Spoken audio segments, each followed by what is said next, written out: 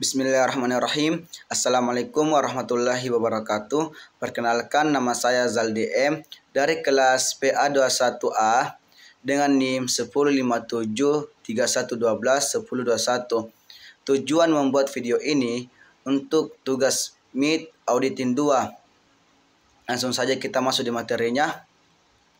Yang pertama, pemeriksaan aset tak berwujud. Aset tak berwujud merupakan salah satu jenis aset non-moneter yang tidak mempunyai wujud fisik tetapi tetap dapat diidentifikasi, sehingga aset ini memberikan hak ekonomian dan hukum kepada perusahaan.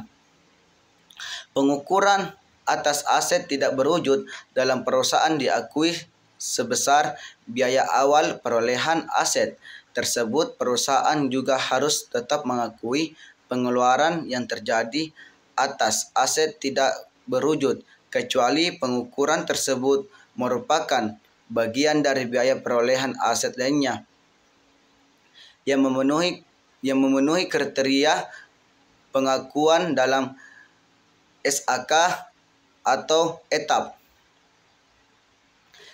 Yang kedua, pemeriksaan liabilitas jangka pendek.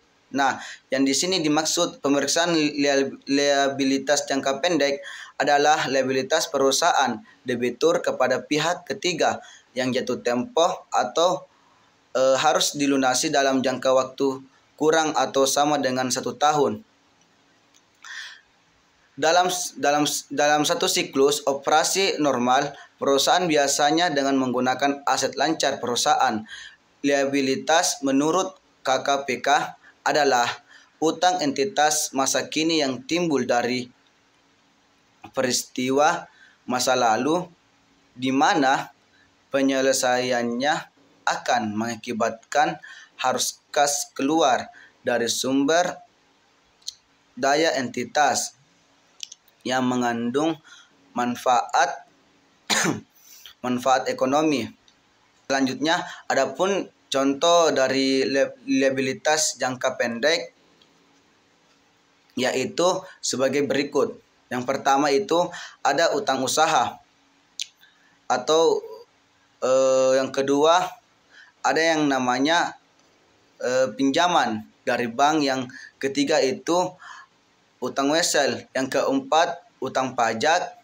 Nah, di mana utang usaha atau dagang yaitu kewajiban kepada pihak ketiga yang berasal dari pembelian barang dan jasa secara kredit yang harus dilunasi dalam waktu kurang atau sama dengan 1 tahun. Nah, yang kedua itu ada yang namanya pinjaman dari bank. Yang dimaksud itu pinjaman dari bank yaitu pinjaman yang diperoleh dari bank dan didukung oleh suatu perjanjian kredit, bisa dalam bentuk kredit, modal kerja ataupun rekening koran. Nah, yang ketiga itu ada yang namanya utang wesel. Nah, utang wesel yaitu sebuah janji yang tertulis untuk membayar sejumlah tertentu pada waktu tertentu. Nah, terus itu yang keempat ada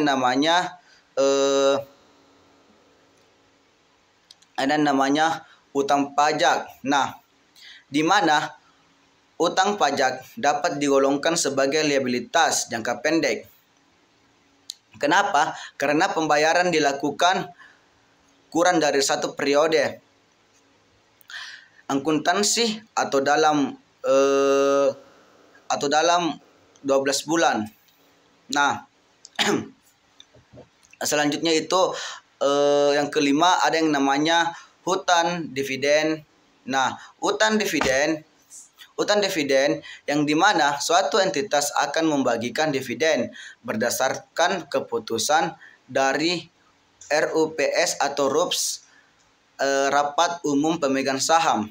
Nah, terus yang selanjutnya itu yang keenam ada yang namanya utang leasing. Nah, utang leasing itu di mana dengan utang sewa guna usaha dalam perusahaan seolah-olah menjual aktiva yang telah dimilikinya kepada perusahaan sewa. 7. Ada yang namanya pendapatan. Nah, di mana yang diterima di muka entitas terkadang menerima uang dari pelanggan terlebih dahulu sebelum menyerahkan barang atau jasa kepada pelanggan tersebut, yaitu ada yang namanya pemeriksaan liabilitas jangka panjang. Nah, jangka panjang adalah utang dengan periode jatuh tempo lebih dari 1 tahun. Utang merupakan kewajiban untuk membayar yang dicatat sebagai liabilitas oleh debitur. Setiap perusahaan memiliki liabilitas baik liabilitas jangka pendek maupun liabilitas jangka panjang. Tujuannya untuk pemeriksaan jangka panjang ini adalah untuk mengetahui pengendalian internal di perusahaan berjalan dengan baik atau tidak, dan untuk mengetahui transaksi yang terkait liabilitas jangka panjang ini benar-benar ada atau tidak. Nah, di sini ada beberapa contoh liabilitas jangka panjang. Yang pertama yaitu kredit investasi.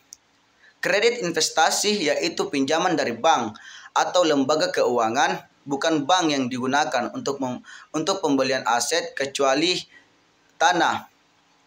Yang kedua ada yang namanya utang obligasi, di mana pinjaman jangka panjang diperoleh suatu perusahaan dengan menjual obligasi di dalam negeri maupun di luar negeri.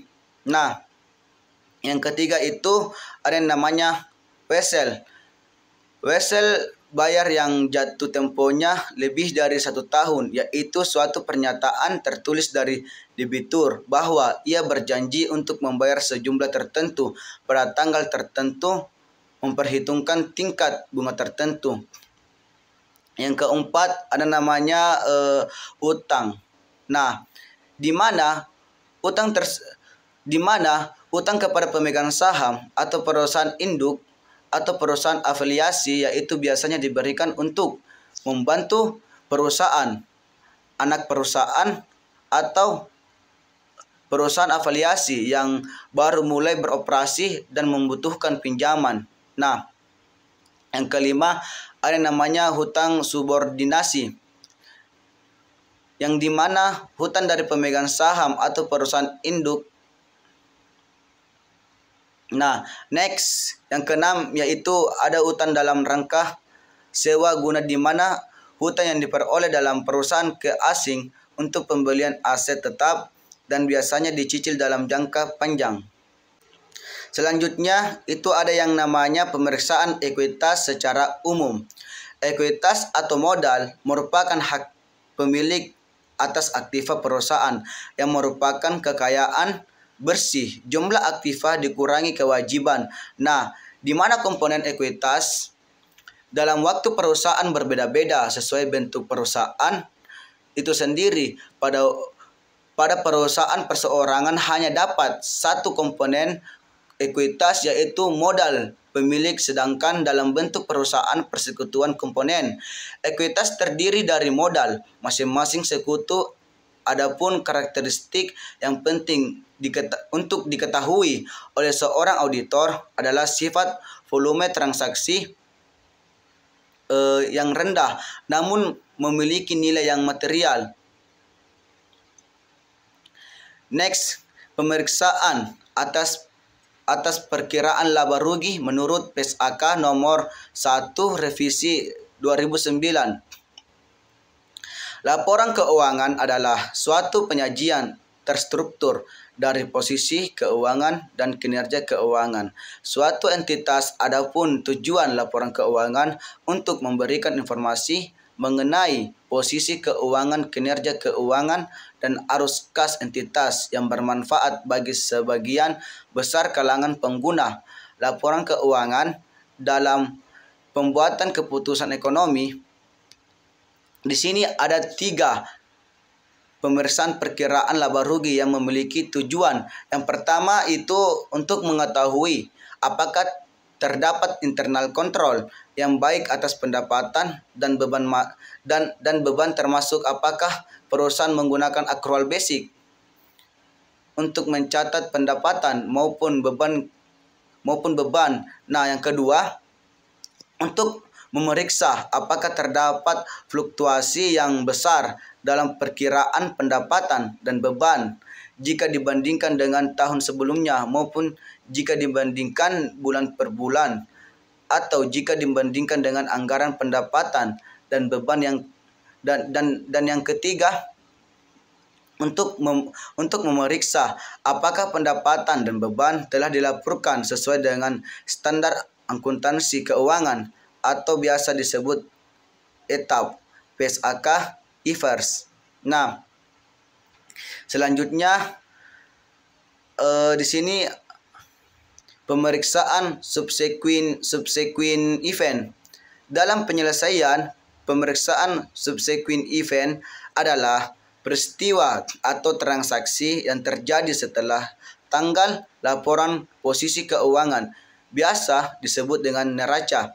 Tetapi sebelum diterbitkannya laporan audit yang mempunyai akibat yang material terdapat laporan keuangan sehingga memberikan penyelesaian pengungkapan dalam laporan tersebut. Di dalam proses audit, penyelesaian pemeriksaan subsequent event yaitu proses penelah transaksi-transaksi setelah tanggal neraca untuk mengevaluasi jumlah yang material dan peristiwa-peristiwa yang penting atau luar biasa sampai dengan tanggal selesainya pekerjaan lapangan audit. Nah, next, selanjutnya itu ada manajemen letter.